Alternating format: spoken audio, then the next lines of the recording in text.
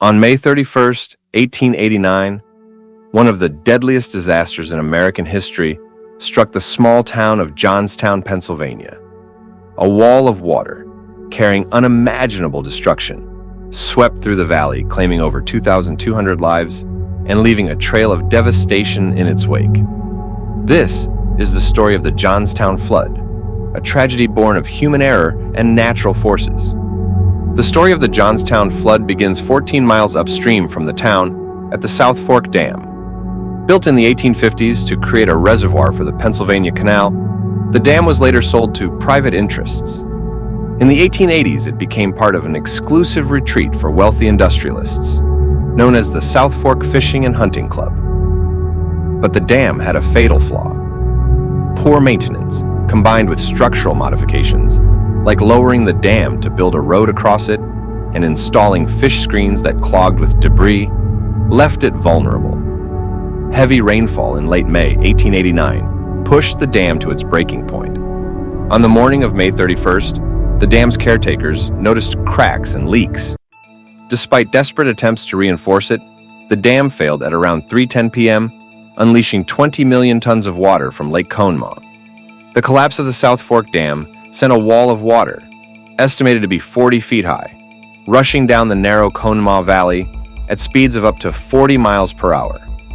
The floodwaters picked up debris, trees, houses, railroad cars, and even entire factories, creating a deadly slurry of destruction. By the time the flood reached Johnstown, it was a monstrous wave of mud, water, and debris. The town, home to over 30,000 people, was utterly unprepared. Buildings were swept away, and those who couldn't escape were consumed by the tidal wave. One of the most horrifying moments came when the floodwaters hit the stone railroad bridge at the edge of town. The bridge acted like a dam, trapping debris and creating a massive pile that caught fire. Dozens of people who had survived the flood were tragically killed in the blaze. When the waters finally receded, the scale of the devastation was staggering. Over 2,200 people had lost their lives, and entire neighborhoods were reduced to rubble. The flood left thousands homeless, injured, or grieving the loss of loved ones. But in the face of tragedy, the nation rallied. Relief efforts poured in from across the country. Clara, Barton, and the newly formed American Red Cross arrived to provide medical care, food, and shelter. Donations of money and supplies came from individuals, businesses, and even foreign governments. The cleanup was grueling. Bodies were recovered for months, and the town had to be rebuilt almost from scratch. In the wake of the disaster, many blamed the South Fork Fishing and Hunting Club for the flood.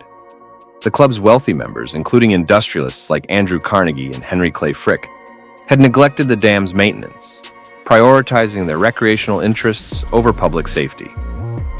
Survivors filed lawsuits against the club, seeking compensation for their losses. But in a controversial ruling, the courts found the club not legally responsible, and the victims received no justice.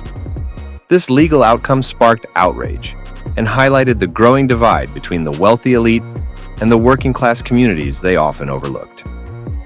Today, the Johnstown Flood is remembered as a stark reminder of the consequences of human negligence and the power of nature. Memorials and museums in Johnstown honor the victims and preserve the story of the flood for future generations. The disaster also led to changes in engineering practices and dam safety regulations, though these came too late for the people of Johnstown. I would like to thank everyone who watched the entire video. If you would like to learn about more crazy historical events like the Johnstown Flood, please subscribe to the channel. I plan to keep making more videos about crazy historical figures and events.